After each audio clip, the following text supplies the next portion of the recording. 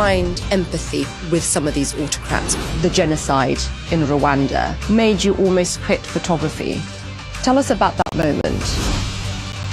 How does his story shape all of you who are the future?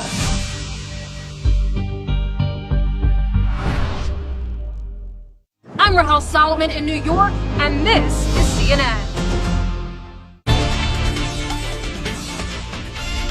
Hello, everyone, and welcome to Amanpour. Here's what's coming up. So our response will be unflinching, united, and proportional. Europe hits back against Trump's tariff threats as America guns for Greenland.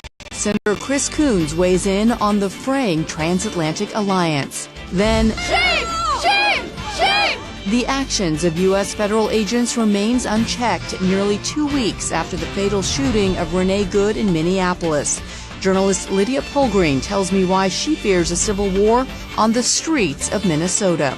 Also ahead, it's important to speak up and point out perhaps the unintended consequences of some of these actions because they're extreme and they are urgent. From funding cuts to harsh immigration policies, how Trump's decisions may be damaging U.S. medical prowess. Co-founder of Moderna, Nubar Afeyan, tells Walter Isaacson why America must return to choosing science.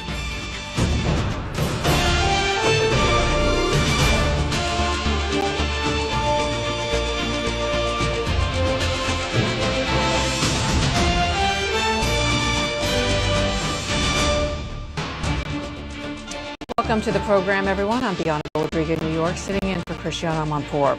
Well, today marks 1 year since President Trump began his second term. And in just 1 year, we've seen seismic shifts in America's foreign policy, such as his relentless bid for Greenland. Ahead of his trip to Davos for the World Economic Forum, this is what he had to say. We have to have it. They have to have this done. They can't protect it. Denmark, they're wonderful people. And I know the leaders are very good people, but they don't even go there. President Trump has agreed to meet with European leaders in Davos on the matter, but he's also been ramping up his feud with them by exposing private messages on Truth Social, including that of French President Macron, who wrote, "I do not understand what you are doing on Greenland." Plus, he's now threatening an additional 200% tariffs on French wine if Macron refuses to join his Gaza Board of Peace. In an address at Davos, President Macron said, "We do prefer respect to bullies," and held his ground. Conflict has become normalized, hybrid, expanding into new domains, space, digital, information, cyber, trade, and so on. It's as well a shift towards a world without rules, where international law is trampled underfoot, and where the only law that seems to matter is that of the strongest, and imperial ambitions are resurfacing. So how do we make sense of this incredibly turbulent moment for America and Europe? And where does it leave the NATO alliance? Democratic Senator Chris Coons wants to de-escalate tensions and has just finished a bipartisan congressional visit to Denmark. And he joins us from Davos with more. Senator, good to see you. I want to get to your trip in just a moment to Denmark. But let's talk about the latest headlines, specifically from the president and his escalating threats for Greenland. The Wall Street Journal editorial board warned that President Trump's Greenland campaign risks accomplishing Russia's long-held goal of breaking the transatlantic alliance. You yourself have said that this is a fight, quote, with enormous cost for U.S. security and prosperity, driven by little more than a vanity project. At what point does Congress have to treat this as not just pure rhetoric, but a threat to the NATO alliance as a whole? Because that does seem to be how European leaders are viewing this. That's right. A year ago, I sat down and met with the Danish foreign minister, the Greenlandic foreign minister, and asked them a few simple questions. Is there a real and imminent threat to Greenland and its security from Russia and China? No. Would you welcome additional investments by the Americans in Arctic security in Greenland? Yes. Would you work with us to unlock the economic potential of Greenland? Absolutely. This was a year ago when President Trump was first threatening to try and take Greenland. And he moved on from that subject. A few months later, it died down, it went away. Now it is an urgent threat, both to NATO, to our economic relationship with Europe through the EU, and to our reputation as a trustworthy partner and ally. I hope before it is too late that President Trump waters down or slows down his harsh and unprincipled rhetoric, because it is beginning to move. Our markets have responded today. The largest Danish pension fund is selling off its U.S. treasuries. The European leaders I've met with yesterday and today are saying they are alarmed, and they're going to begin hedging. They're going to begin opening to other partners than the United States. These developments by President Trump are encouraging Putin, because his goal for decades has been to end the NATO alliance. This is accelerating that dangerous day. It does seem like the justification and the explanation from the president's top advisors keep changing, and that from the president himself. First, you have the Treasury Secretary saying that the president is trying to preempt a threat here. The Wall Street, in the New York Times, the president had said that this was a psychologically needed success for him personally. He also alluded to the fact that he was doing this because he did not win the Nobel Peace Prize. And the latest, I do want to get you to respond to, because his special envoy to Greenland, Jeff Landry, today is now arguing that because more Americans died defending Greenland in World War II than Danes died, the U.S. have a superior claim to the territory today, calling Denmark unserious about its own defense. You, I know, were at a wreath-laying ceremony in Denmark this week with a group of bipartisan members of Congress honoring those Danes who fought alongside and served with U.S. troops in both Afghanistan and Iraq. How do you respond to this new claim? Look, the way that you earn trust with allies is through sacrifice. 25 years ago, when the United States was attacked, the Danes didn't even ask. They immediately joined us in deployments to Afghanistan and later to Iraq. And on a per capita basis, they lost more Danish soldiers than any other NATO ally. So when I was honored to join with my Senate and House colleagues in laying a wreath at the memorial to those who served and died in Iraq and Afghanistan, it was a very emotional moment as we were thinking about how their families view this. When President Trump says that Denmark can't defend Greenland, that's not the right framing. NATO is what is supposed to defend Greenland, and we're a part of NATO. None of the other NATO countries in Europe can defend themselves alone against Russia. Latvia can't, Greece can't, Romania can't, Finland can't. But all of us together, all the nations of NATO, we are the strongest military alliance on earth. And our NATO allies have stepped up in the past year and dramatically increased their spending, their investment in defense. That's something that's happened in this past year, and it's something President Trump should be celebrating and recognizing rather than berating and threatening them. This is a pivotal moment for him to either recognize that Danes have sacrificed and NATO has value, or to put it at further risk. Yeah, I do notice you're wearing a Danish U.S. flag pin there as well. You have also been trying to ease tensions and suggesting that you hope business leaders and world leaders can level face with President Trump tomorrow and really explain to him everything that you've just laid out. I would imagine this isn't the first time that people have tried to explain to him what's at stake. Why are you still optimistic that something can change between now and then? I'm not sure I'm that optimistic. It's just that the alternative is so catastrophic. Most of the folks I've spoken to, business leaders, military leaders, elected leaders, have said this is unthinkable. And the problem is we now have to think about it seriously and take seriously the risks of this moment. President Trump is risking enormous costs to the United States for very little gain.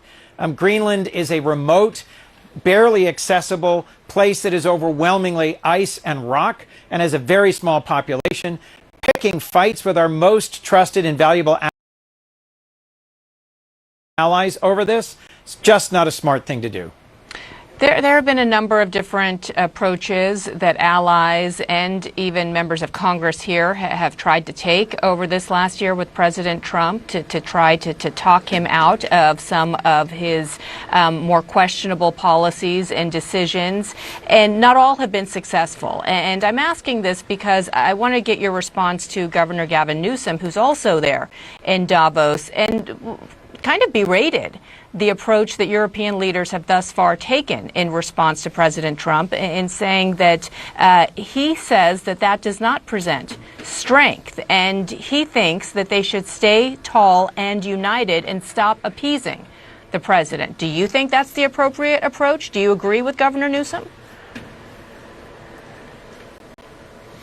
Look, I think if you review the last year, when President Trump launched tariffs against China, China pushed back hard because they have a critical advantage in minerals and mining and processing, because they had prepared for a tariff fight, and ultimately President Trump backed down.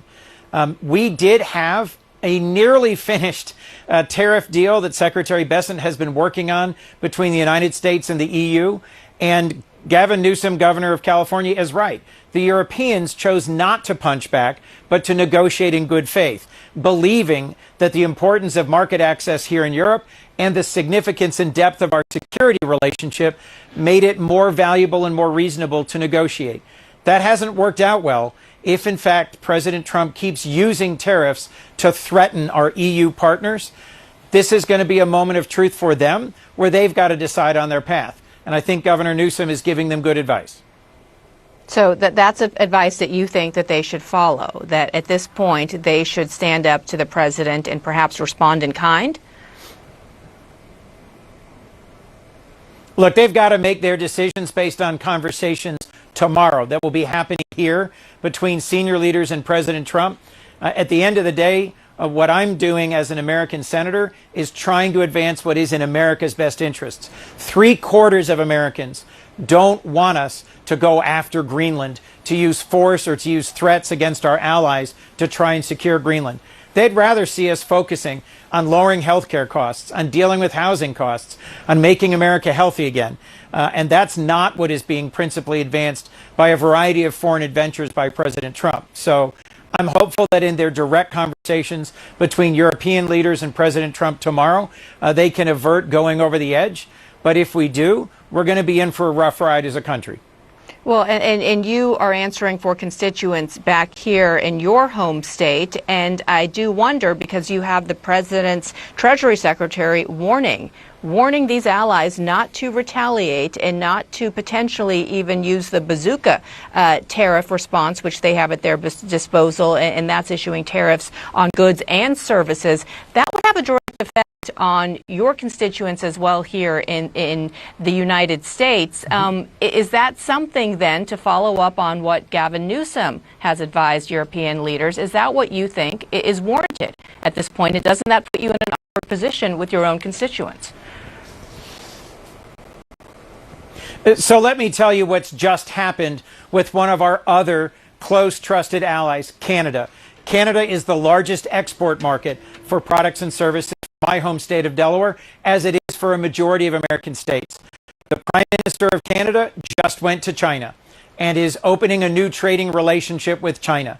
Canada stood by our side for years and joined us in some important security issues, took some risks on our behalf in the last couple of years, and they were rewarded with tariffs that punished their automobile industry.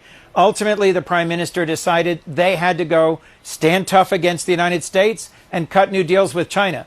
President Trump complimented Prime Minister Carney on doing this.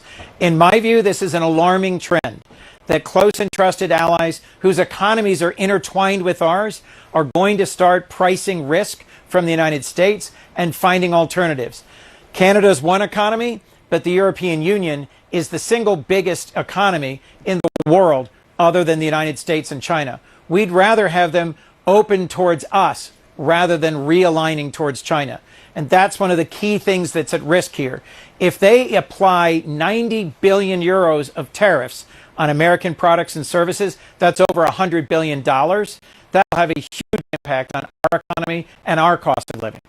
Right, and despite the tariffs that the United States has posed on China, China last year for the first time recorded a trade surplus, really highlighting the point that you are making, that they have many other trade partners that they can seek out around the world. The president still hasn't ruled out the use of military force, however unlikely that may be, to acquire Greenland. I know so many people are asking you, both domestically here in the States and while you're traveling abroad, what can Congress do to prevent that from happening? So what is the answer to that question? So first, that is the single most outrageous and dangerous thing President Trump is doing, is not ruling out the use of force against a NATO ally. That undermines the entire idea behind NATO. And I'll remind you, the only time that the mutual protection, the mutual security guarantee of NATO has been invoked was on behalf of the United States after the attacks of 9/11, where those Danes who served and died alongside Americans went to Afghanistan. So Congress can and should take up and pass a war powers resolution to restrain the use of force against NATO allies. My hope is that won't be necessary, but it may very well. There are different bills that have been introduced in both the Senate and the House that would restrain the president's use of tariffs against NATO allies or restrain the president's use of force against NATO allies. NATO is strongly supported in Congress in both the House and Senate because for more than 75 years, it's kept the peace in Europe and it's helped keep America secure and prosperous. Again, the only folks cheering this development are Xi Jinping of China and Vladimir Putin of Russia. At this point, how many Republicans do you think can speak publicly and live up to their pledge to restrain the president the way you just did? We'll have to see, because as of the time I was leaving Washington, a lot of folks were still saying, oh, this is just an idle threat, or we need to see how this plays out. And we're not ready to take any tough public steps. But as this has become clearer and clearer as a real threat to our security, to our economy, to our future as a country, more are willing to. They're hoping that private conversations will achieve that objective. And that's going on right now. There are members who've been making real efforts to get the president to reconsider. But if not, when we get back into session next week, we're going to need to move ahead. Senator Chris Coons, always good to see you. Thank you so much for the time. Really appreciate it. Thank you, Bianna. Well, turning now to President Trump's plans to hold a signing ceremony for his Gaza Board of Peace. It's part of his 20-point plan to end the Israel-Hamas war and oversee the reconstruction of Gaza. Many countries received an invitation, including Russian President Putin and Belarusian President Lukashenko. But since the administration revealed its plan, Israeli Prime Minister Netanyahu has expressed frustration at the inclusion of Turkey and Qatar as key committee roles, citing a lack of coordination from the United States. Opposition leader Yair Lapid also agreed, saying this is a, quote, diplomatic failure for Israel. So let's bring in correspondent Jeremy Diamond for more details. And Jeremy, specifically as it relates to Israel and their pushback on the inclusion of Turkey and Qatar on this Board of Peace, how much of this is just the Israeli government and the prime minister, for his part, publicly posturing his outrage? Or is there real daylight behind the scenes between the Trump administration and the Netanyahu government on the planning for this Board of Peace? Well, there's no question that it certainly is the former. The Israeli prime minister needs to make kind of a big public statement here in Israel, where even opposition figures such as Yair Lapid have been, expressed some degree of outrage that Turkey and Qatar are going to be involved in post-Gaza governance. But there does also seem to be, some friction here, some real friction between the United States and Israel over the formation of this executive committee to oversee the technocratic officials, Palestinian officials who will actually implement the day-to-day governance of the Gaza Strip.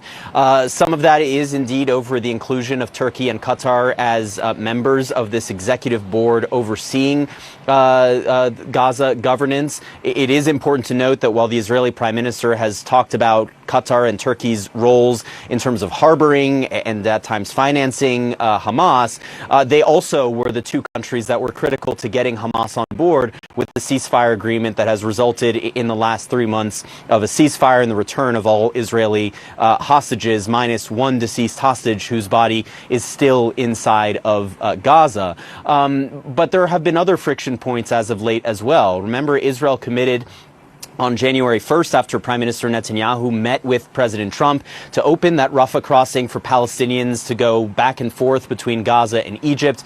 That still has not happened amid some of these friction points that are still very much ongoing. The Israelis, of course, were also upset at the fact that the United States announced the move to phase 2 before the body of that last deceased hostage, Ran Gvili, could be brought back to Israel for burial. And I think in some ways, the United States and Jared Kushner and the team that has kind of been working to push this ceasefire along are very much trying to kind of take back control of what goes on in Gaza and when things happen in Gaza. And in the background of all this, it's important to note that the Israeli Prime Minister and the Israeli military are preparing for a potential ground offensive in Gaza. Military plans very much being cooked up at the moment for a potential return to war, in the same way that Hamas has also been preparing for a potential return to war, primarily over this issue of Hamas's disarmament. So there are a lot of friction points current and also that may lay ahead in the coming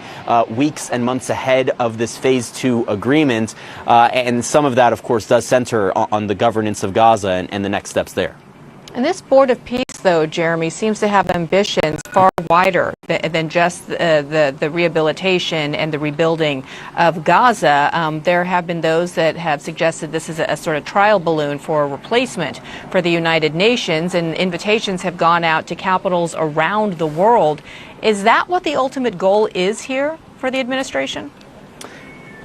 I mean, it increasingly looks that way, and the president himself kind of hinted at that in an interview with Reuters last week, where he talked about the Board of Peace being, used to manage and resolve conflicts around the world as they continue to crop up. And in fact, this charter that was sent around to world leaders who were invited to join, which we've confirmed with sources that the authenticity of this charter, it doesn't mention Gaza at all. It talks broadly, very broadly, about conflicts around the world and the role that this Board of Peace could have. U.S. officials have talked about, the inefficiency of other mechanisms to resolve conflicts around the world. And we know, of course, that President Trump and his administration have been very critical, not only of the United Nations, but kind of the concept of multilateralism in general. And so in many ways, this does increasingly seem like an effort to kind of supplant the role of the United Nations Security Council in particular. And I think that's why you're seeing some reticence, in particular on the part of European officials who not only balked at the inclusion of the Russian President Vladimir Putin, who is invited to join this Board of Peace, but more broadly have concerns about what the actual intention of the creation of this Board of Peace actually is beyond the Gaza Strip. And so it seems like there are some last-minute kind of backroom conversations before President Trump has this event at Davos to kind of unveil this Board of Peace, with European diplomats and officials trying to very much change some of the language in this charter and get a better grasp of what the actual intention is here. Jeremy Diamond in Jerusalem for us. Thank you so much. Later in the program, as protesters continue to rally against the surge of federal agents in Minnesota, journalist and Minnesota native Lydia Polgren tells me what she witnessed in her home state.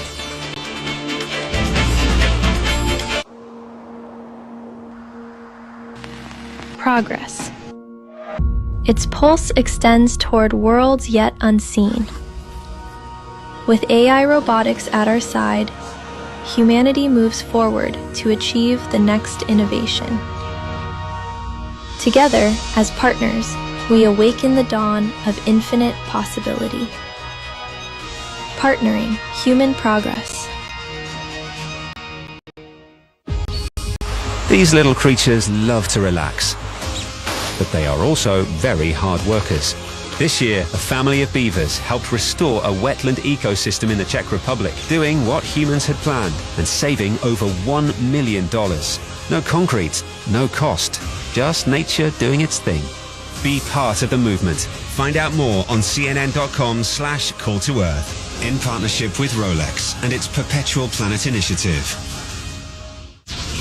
Inside Africa. See a continent in transformation as trailblazers evolve culture, technology and industry across Africa and beyond. From Cape Town to the world, Tanda Choir is using the power of song to be heard far beyond South Africa. The initial dream was becoming the next big choir in not only South Africa, in the world. Inside Africa on CNN in association with Zenith Bank.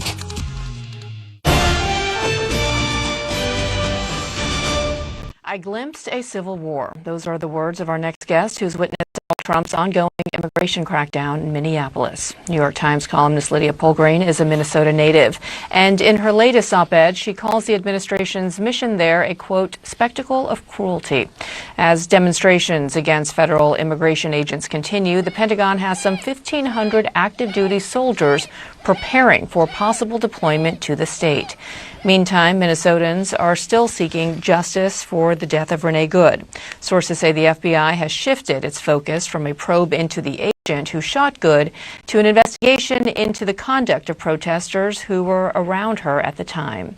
And now the DOJ is fighting a federal court order restraining ICE's aggressive tactics in Minnesota. Lydia Polgreen joins us now to unpack what's going on in Minneapolis and across America. Lydia, it's good to see you. Welcome to the program. So in that New York Times piece, you write, Minnesota is under siege, not just immigration enforcement, but an occupation designed to punish and terrorize. You say this as someone who has covered wars, civil wars, abroad. So I would imagine you don't use those words lightly. What is it that you saw that brought you to that stunning opinion? Well, we've all seen the viral videos. Obviously, the killing of Renee Good.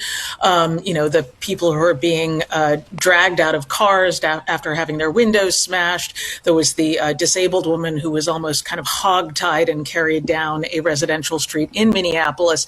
So we're getting these glimpses and snapshots of what's happening, but in fact, there's just a broader atmosphere of intimidation, and I think I would go so far as to call it terror. You have people like the mayor of the people like the mayor of St. Paul, who came to the United States as a Hmong refugee at the age of 3, who told me that she carries her proof of citizenship with her everywhere she goes because she's worried that if she was stopped by ICE, they don't determine your status. They're basically detaining first and then asking questions later. And in fact, a family friend of hers was that gentleman that we all saw on social media who was dragged out, an elderly gentleman who was dragged out of his home in his boxer shorts with just a light blanket draped over his shoulders. This is a place where with the wind chill factored in, you're talking about minus 20 degrees. This guy was wearing boxer shorts and Crocs. So, school desks are empty across the state because, children of immigrants are afraid to send their children to school. You've got all kinds of people who are just engaging in expressing their First Amendment rights by videotaping the activities of ICE or asking questions or trying to delay or distract ICE who are getting arrested. We have U.S. citizens. We have Native Americans, people who have been on this land longer than any of us, who are getting caught up in this. So it really is an extraordinary reign of terror that's happening in Minnesota right now. Yeah, and the administration hasn't ruled out further escalation, including the president invoking the Insurrection Act and the deployment of potentially thousands of more troops that are now stationed in Alaska. Judging by just what you've witnessed and what you've heard from Minnesotans there, what would that do to further divide the tensions between law enforcement officials there and residents? Yeah, I think one of the things that's been really extraordinary about the response of people living in Minnesota is that it has been, been very much out in the streets and people are very organized, but it's been extraordinarily disciplined. I think there is a desire to see this as, kind of rioting, domestic terrorists is what the Trump administration is trying to call the people who are coming out to protect their neighbors. The problem is that you're going to see an increasing confrontation. And I saw this on the ground where you have the Minneapolis Police Department, you have other state law enforcement bodies that are really kind of caught in the middle between, the federal agents who are there to carry out what they call as an immigration mission, and local law enforcement who are, frankly, getting flooded with 911 calls and emergencies because of the activities that ICE is engaged in right now. And I think if you imagine adding another layer of active duty troops on top of that, I think you're looking at a really combustible situation. Governor Tim Walz of Minnesota has called in the National Guard, and they, on social media, they said that the National Guard will be wearing these yellow reflective vests, and that's how you could tell the difference between one side and the other. And this is really kind of redolent of other kinds of conflicts that you've seen, where you have the blue and the red in the American Revolution, and it's really shocking to think about those types of confrontations. And he hasn't deployed the National Guard just yet, but he says that they are at the ready. It's now been 2 weeks since, or nearly 2 weeks since the shooting of Renee Good. Now, ICE says that there have been 3,000 arrests under Operation Metro Surge, and that they are targeting the worst of the worst. We don't know much about who they've detained. What can you tell us from your reporting about who these people are? Are they people who are indeed the worst of the worst with criminal records that are here illegally? Well, as we've seen nationwide, an ever diminishing percentage of those who are arrested in these detained, I think it's fair to even call them abducted in these circumstances, are not criminals. I mean, I think at this point, the national numbers, which go back to about October, say that 70% of the people who have been detained have not even a traffic violation in their background. So it's sweeping up everybody. But one morning when I was there, it was incredibly cold, and I rolled up on a corner where I found some volunteers who'd been patrolling the neighborhood near a school, and I had just missed an ICE encounter between two girls, one who seemed to be a teenager, the other who seemed almost preteen, and they had a little white dog in their pickup truck with them. I think the older teenager was dropping another child off at school, and it's really hard to imagine how children of that age could possibly be the worst of the worst. I mean, this little girl that they were handcuffing and putting into their vehicle, to my eye, didn't look older than 12. So, when you say the worst of the worst, it's hard to know exactly what you mean. It just doesn't. It really beggars belief. And we've heard the state officials, the governor, Mike Walz, we've heard Jacob Frey, the mayor of Minneapolis, warn residents not to escalate and not to use this as an excuse for ICE officials to become much more aggressive in their tactics. They are arguing, ICE officials, that some of these tactics are obstructing them from doing their jobs, and thus it is some of these protesters that are escalating tensions. What have you seen when you've been there in terms of protester escalation? We should remind viewers that the weather temperatures here are far colder than, I believe, even Greenland today and in Davos, where we've been covering the other part of the show. Yes, it's incredibly cold, and I think that's another thing that makes it remarkable to see how Minnesotans are out in force. Now, Minnesotans are very tough people. They think of themselves as the North Star, providing a kind of moral guidance to the country, which I think very much is the spirit that I grew up with. But yeah, I think that you are definitely seeing protesters go out there and quite forcefully assert their First Amendment rights. I did not see anything that I would even remotely characterize as violence. Are people blowing whistles? Absolutely. Are they following cars, ICE vehicles that they've identified? Absolutely. Are they the traffic laws and not running red lights, which is something that the ICE vehicles have been doing. They are obeying the laws.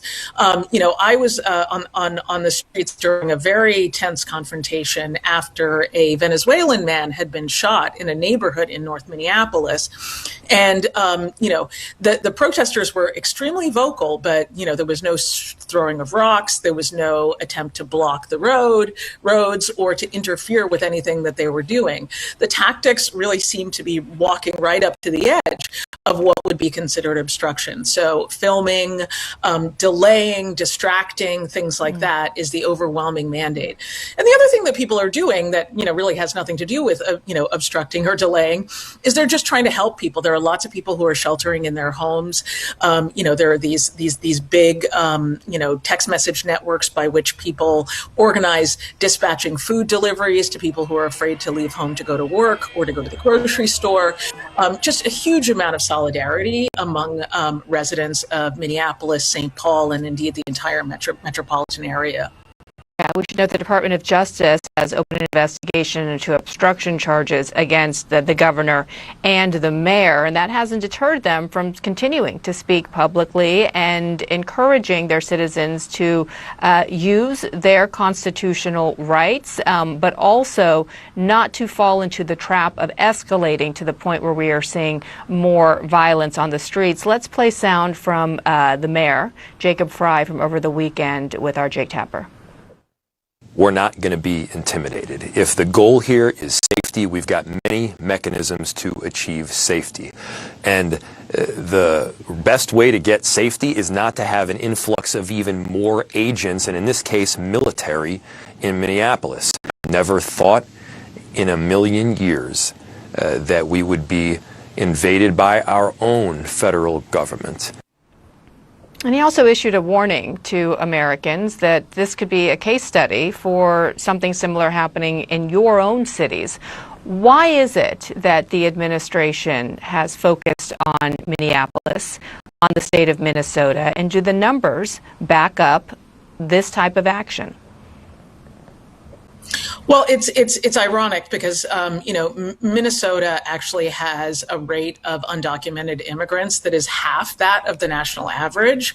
This is a state that, is about 75% white.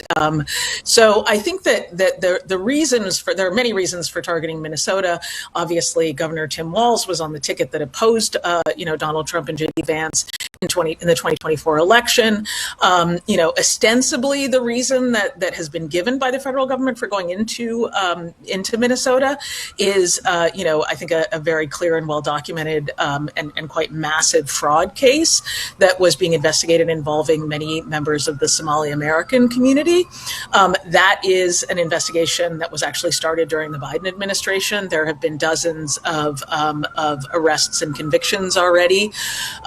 So there are lots of reasons on paper. To me, as someone who's from Minnesota, I think that really what this is, though, is an assault on a state that represents, in some ways, the kind of polar opposite of what the Trump administration and what Donald Trump himself and Stephen Miller, his sort of henchmen, are trying to impose upon the United States. This is a state that has a long history of welcoming refugees, of really robust civil services, that really believes in neighbors helping neighbors. And I think that they're trying to teach Minnesota a lesson. Yeah. Lydia Polgreen, you go from one cold state to another here, brutally cold temperatures in New York, but welcome back home. Thank you so much for joining us. Appreciate it. Hear the New York police sirens there behind you. All right, coming up for us, how Trump's funding cuts and immigration policies are crippling U.S. medical research. Co-founder of Moderna, Noubar Afeyan, tells Walter Isaacson about the importance of choosing science again. That's after the break. Inside Africa. See a continent in transformation as trailblazers evolve culture, technology and industry across Africa and beyond. From Cape Town to the world, Tanda Choir is using the power of song to be heard far beyond South Africa. The initial dream was becoming the next big choir in not only South Africa, in the world. Inside Africa on CNN in association with Zenith Bank. This is Uganda's Bwindi impenetrable forest, one of Africa's most biodiverse ecosystems, home to mountain gorillas once nearly extinct. But thanks to local heroes and communities, their numbers have risen from 300 to nearly 460, a beacon of hope for conservation. Be part of the movement. Find out more on cnn.com/call to earth, in partnership with Rolex and its Perpetual Planet initiative. Did the re-election of Donald Trump play any role in your decision to resign? Why do you need to study it? It sounds like you have the facts on your fingertips. Great question. You continue to fight for your name to be cleared. Why? Do you have any concerns about Elon Musk? There really is much more that unites us as Americans than that which divides us. A moment with huge consequences for the nation and the world. Watch The Lead, weeknights on CNN. $3 billion. That is the estimated amount of funds left unspent this past year after the Trump administration froze or terminated thousands of grants for the National Institutes of Health and the National Science Foundation. Trump's stance on science has been notably critical in his second term, making inflammatory statements on everything from vaccines to autism. At the same time, the U.S. has experienced growing public health complications, including measles cases surging last year to their highest level in decades. Best known for co-founding the biotech company Moderna, Noubar Afeyan joins Walter Isaacson to discuss why the U.S. should be choosing science. Thank you, Bianna and Noubar Afeyan. Welcome back to the show. Great to be back, Walter. Every year you write a letter about the miracles that are happening in biotech, and I read yours this year, and it hit me suddenly that you had something you were very angry about, too. You said things you'd not seen in 40 years in biotech. And let me read you what you said. While we're closer than ever to realizing biotechnology's full potential to make miracles, we're also closer than ever to throwing that potential away. We're at a risk of taking a sledgehammer to our miracle machine. What were you talking about? Well, Walter, as you know, the biotech industry, the pharmaceutical industry, is one of a few science-based industries. That is, that the work that we do as a society to make new findings of mechanisms of disease, new targets, and ultimately new drugs and vaccines is very much predicated on a robust scientific enterprise, which in this country has operated as a partnership between the government and private sector and is entirely based on the scientific method. And what we're seeing in the recent past is a level of attack on the output of science and on what the scientific community considers as the most objective facts based on all the evidence that is being basically attacked without any countervailing data.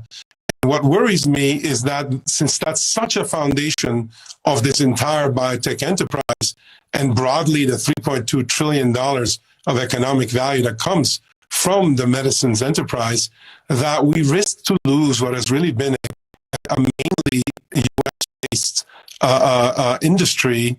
And that worries me because it's coming at the worst possible time in view of all the opportunities that are coming out with technology and with all the new findings.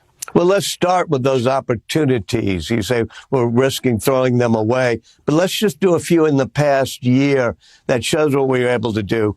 And one of them is an injection that would stop HIV infection, right?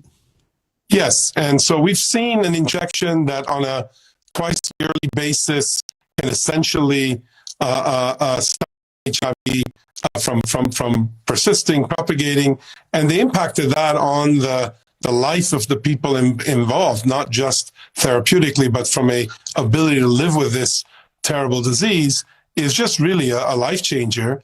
And not only that, but the company Gilead Sciences, which I don't have anything to do with, but I'm very proud of as a member of the biotech industry, has also worked with governments to make this available to low to middle income countries, together with the Gates Foundation and others, that I think is really taking the miracles and bringing them to as many people as possible. And so that's a really good example of a scientific idea and discovery going all the way to affecting people's lives. And we have many, many more. Well, one of the other miracles this past year was using what Jennifer Doudna helped create in terms of gene editing, CRISPR technology.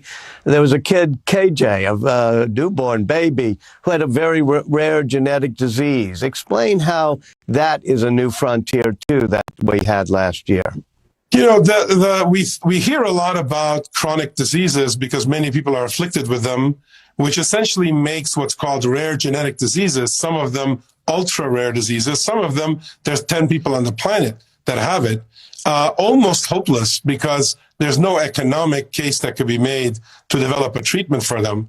But gene editing that allowed us to target the company that worked on this and the researchers, academic, hospital researchers, that could basically design a one-off treatment to correct that error, inborn error that then leads to the disease. That is not only a lifesaver for the child who was basically the first case, but also gives hope to many others with other similar errors that can be corrected with the same technology. So it's this reusability, the programmability of nucleic acid-based medicines that we learned about, you know, a decade or more ago through mRNA, through even siRNA. Now we're seeing with gene editing. And again, it gives what seems like a miraculous hope, but in reality, it's been reduced to practice, and it's a man-made, a human-made miracle. Okay, those are the miracles. Now let's get to the bad news that you've talked about. You write, I fear we are headed for a dystopian future of disease, deprivation, and decline. Is that, let's go through the factors. Is one of them the cutting of federal funding for research?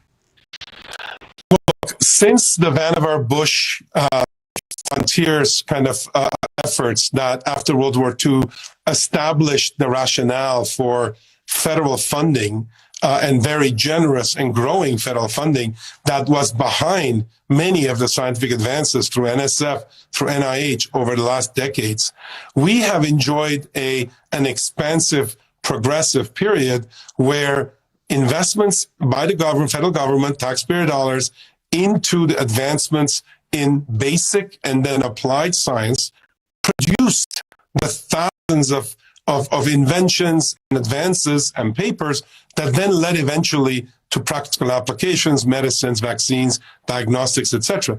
That has been to the benefit of American citizens and then the whole globe, who's come to depend on essentially that public-private partnership.